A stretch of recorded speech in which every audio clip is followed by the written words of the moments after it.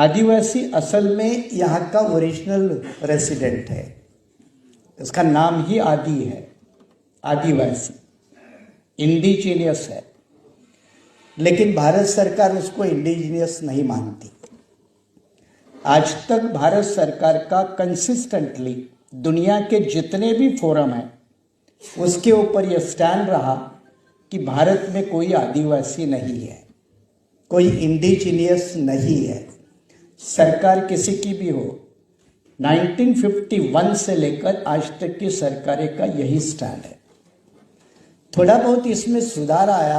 5 जनवरी 2011 में supreme court का एक जजमेंट आया और उस जजमेंट में 2 जजेस, एक उसमें मार्कंडेय काटजू, शायद उनको भी हम इनवाइट करने वाले थे आज के लिए लेकिन नहीं हो पाया। तो मार्कंडेय काटजू और ज्ञानसुधा मिश्रा, ये 2 जजों ने एक जजमेंट देते वक्त कहा कि यहाँ का आदिवासी है वो असली मूल निवासी है, वो इंडिजिनियस क्लास है। इसके बावजूद वर्तमान भारत की सरकार आदिवासी को आदिवासी नहीं मानती। मुसलमानों के साथ ये दिक्कत नहीं, उनको मुसलमान मानती तो है, आदिवासी को आदिवासी नहीं मानती। आदिवासी का अलग डी क्लास किया जाता है कि जो जंगल में रहता है वो आदिवासी, और इसीलिए आरएसएस बीजेपी की उनके लिए टर्मिनोलॉजी है वो वनवासी।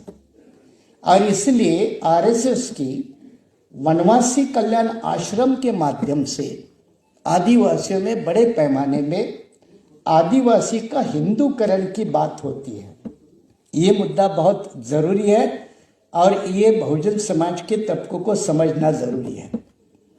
आदिवासी का कोई लीगली धर्म नहीं है, उसको निसर्ग पूजक कहा जाता है। ये निसर्ग की पूजा करने वाले लोग हैं, इसलिए उनका कोई धर्म नहीं है। लेकिन पिछले 50 साल से आदिवासी के सामने जानबूझकर हिंदूकरण, हिंदू हिंदू लिखने का एक राष्ट्रीय कार्यक्रम चला है। चाहे मामला जनगणना का हो, चाहे इवन बर्थ सर्टिफिकेट या इवन हॉस्पिटल में एडमिशन होता है तो अगर दाढ़ी वाला आदमी नहीं है तो वो हिंदू है, ये समझकर लिखा जाता है। तो आदिवासी के साथ ये जबरदस्ती है, उसका जबरदस्ती से हिंदूकरण किया जा रहा। अब उस हिंदूकरण को बढ़ावा देने के लिए जो मुसलमान के साथ जुड़ा हुआ एक मुद्दा है वो आदिवासी के साथ जुड़ा है। मुसलमानों के साथ कौन सा मुद्दा जुड़ा है या क्रिश्चियन के साथ कौन सा जुड़ा है, वो है धर्म परिवर्तन कानून को बंदी या कानूनी बंदी। वर्तमान सरकार की यह नीति रही है कि लगभग 10 से 11 राज्यों में कन्वर्जन को इस सरकार ने पाबंदी लगाई है। वर्तमान केंद्र की सरकार ने पाबंदी लगाई है। अब ये सिर्फ क्रिश्चियन, ईसाई या मुस्लिम इनके लिए नहीं है, अब ये आदिवासी के ऊपर भी लगाने जा रहा है, क्योंकि आदिवासी के भी कई धर्मांतर हुए हैं। कई आदिवासी क्रिश्चियन बने हैं, कई आदिवासी मुस्लिम बने हैं, और इसलिए आप जानते हैं कि लक्षद्वीप से चुनकर जाने वाले पीएम शहीद साहब जो स्पीकर रहे काफी लंबे समय तक लोकसभा के, he was by birth tribal, आदिवासी थे।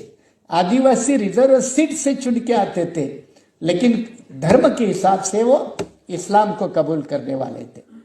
अब वर्तमान सरकार की यह नीति है कि अगर कोई आदिवासी इस्लाम, ईसाई या और कोई रिलीजन अपनाएगा तो वो आदिवासी नहीं रहेगा। ये बहुत बड़ा गंभीर और चैलेंजेबल इशू है। एक तो इससे क्या होता है, उसके ऊपर अपने आप एंटी कन्वर्जन लॉ लागू होता है, धर्मांतर बंदी का कानून अपने आप उसके ऊपर लागू होता है। दूसरी बात, उसको हिंदूकरण के फोल्ड में रखना ताकि वो बाहर ना जा सके। और तीसरी बात, ये बड़ी गंभीर वाली बात है कि आज जो देश की आदिवासी जनसंख्या है वो 8.6 है, 2011 के सेंसस के मुताबिक 8.6, और आदिवासी बाहुल पूरे देश के लगभग 8 या 9 स्टेट्स है। नॉर्थ ईस्टर्न का आदिवासी अलग है और राजस्थान, महाराष्ट्र, गुजरात ये बॉर्डर का आदिवासी अलग है। और इसीलिए इन आदिवासी का बिखराव करने के लिए बीजेपी क्या करने जा रही है? बीजेपी आदिवासी के लिए डीलिस्टिंग पॉलिसी लाने वाली है। डीलिस्टिंग, हालांकि अभी तक ये पॉलिसी नहीं आई है, लेकिन वो बीजेपी का एजेंडा है। जैसे ओबीसी के 2 टुकड़े हो चुके हैं सैनी साहब, ओबीसी के मंडल कमीशन के जजमेंट के माध्यम से 2 टुकड़े हो चुके हैं, एक फॉरवर्ड ओबीसी और बैकवर्ड ओबीसी। अब ओबीसी के और 4 टुकड़े करने हैं केंद्र सरकार को, इसलिए रोहिणी कमीशन है। तो आदिवासी के और टुकड़े हो जाएंगे।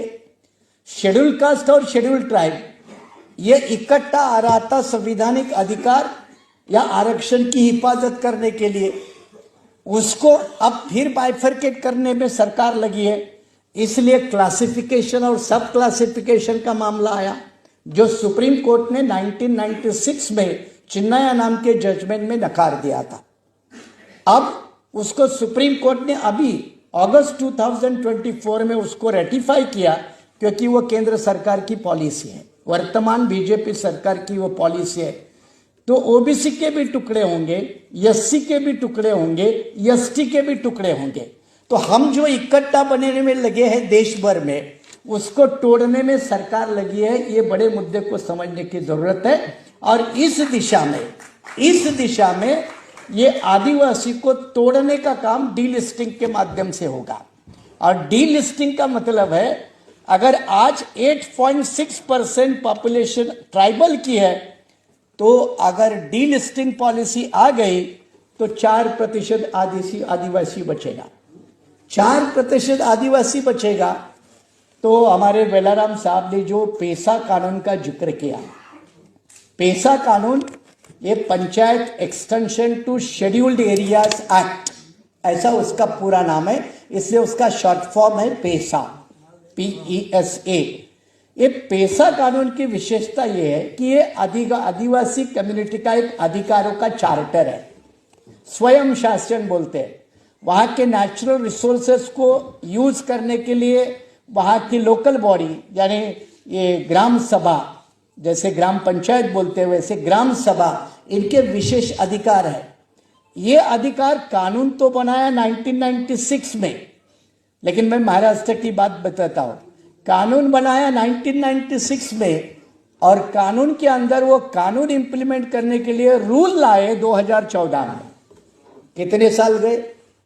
तो एक तरफ भारतीय संविधान ने जो 5वीं और 6ठी सूची दी है, उसका पालन आज तक किसी भी प्रदेश और किसी भी देश के सरकार ने नहीं किया। यह आदिवासी के साथ बड़ा धोखा है।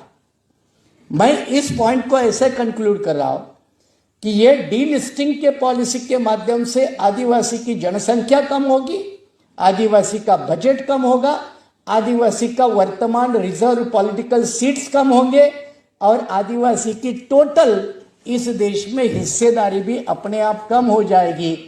जल, जमीन और जंगल, ये जो 3 बातों के ऊपर आदिवासी इस देश का खड़ा है, ये जल, जमीन और जंगल कारपोरेट क्लास के हाथ में बेचने का गवर्नमेंट का प्लान है। ये कारपोरेट को बेचने का, क्योंकि डेवलपमेंट के नाम पे लैंड एक्विजिशन अगर होती है तो सबसे प्रभावित होता है वो ट्राइबल होता है, 2 नंबर पे होता है वो शेड्यूल कास्ट होता है, 3 नंबर पे होता है वो बैकवर्ड होता है, और माइनॉरिटी का 4था नंबर अफेक्टेड लोकल में आता है, प्रोजेक्ट अफेक्टेड लोकल में। और अभी जमीन बची है वो जंगलों में, जमीन बची है पहाड़ों में, और वहां ट्राइबल का बसेरा है, तो वहां से ट्राइबल डिस्प्लेसमेंट भी हो जाएगा। शहरों की तकर मजबूर जाने के लिए होगा, और शहरों के गंदे नाले गटर के किनारे में झोपड़ों में रहने के लिए मजबूर होना पड़ेगा। ये डिस्प्लेसमेंट ऑफ द ट्राइबल, ये भी एक सबसे बड़ा इशू है। इन नीति को समझते हैं तो अगले 2 मुद्दे मैं आपको समझा रहा हूं, वो है देश का ट्राइबल, एक तरफ पुलिस और एक तरफ नक्सल, इन दोनों के बीच में पिसता है। मैं महाराष्ट्र से आता हूं, गढ़चिरोली जिला आप जानते हैं, very famous for Naxal activity and tribal dominance.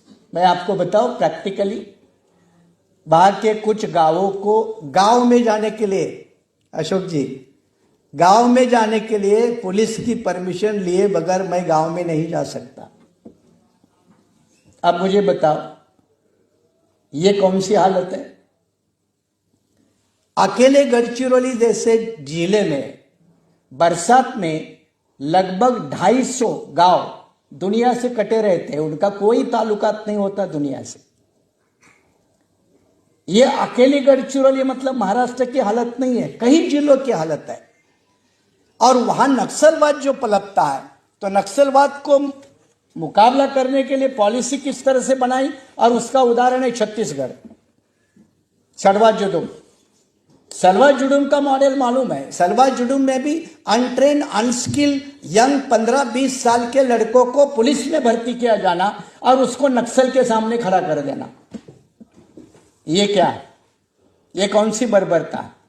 मामला सुप्रीम कोर्ट तक गया, सुप्रीम कोर्ट ने डायरेक्शन दिए, लेकिन मैं आपको बता रहा हूं क्योंकि मैं लॉ का प्रोफेसर भी रहा हूं, एडवोकेट भी हूं, एक भी डायरेक्शन सुप्रीम कोर्ट का फॉलो नहीं हुआ। तो ये आदिवासी के साथ जो बर्बरता है उसका लिमिट नहीं है। मुसलमानों के साथ चलो ये धर्म का मामला है, मजहब का मामला है, मान सम्मान की लड़ाई है, लेकिन आदिवासी के लिए यह अस्तित्व की लड़ाई है। मान सम्मान तो अगली स्टेज है, वो बचेगा तो मान सम्मान। इसलिए आदिवासी बिल्कुल एक्सटिंक्शन, खत्म होने के रोड पे खड़ा है। और आदिवासी का मुद्दा ना दलित आंदोलन में प्रोमिनेंटली उठकर खड़ा होता है, ना ओबीसी आंदोलन में उठकर खड़ा होता है, ना मुस्लिम या माइनॉरिटी आंदोलन में खड़ा होता है। और हमारी ये सबकी तरफ से कोशिश होनी चाहिए कि पिटे पिटाई तो शरीफ सभी है, कोई 50 साल से पीटा है, कोई 500 साल से पीटा है, कोई 5000 साल वाला पीटने का रिकॉर्ड बनाने वाला है। तो ये सारे पीटने वाले जब एक इकट्ठे होंगे तो जो पीटता है उसके साले की जमकर पिटाई करेंगे।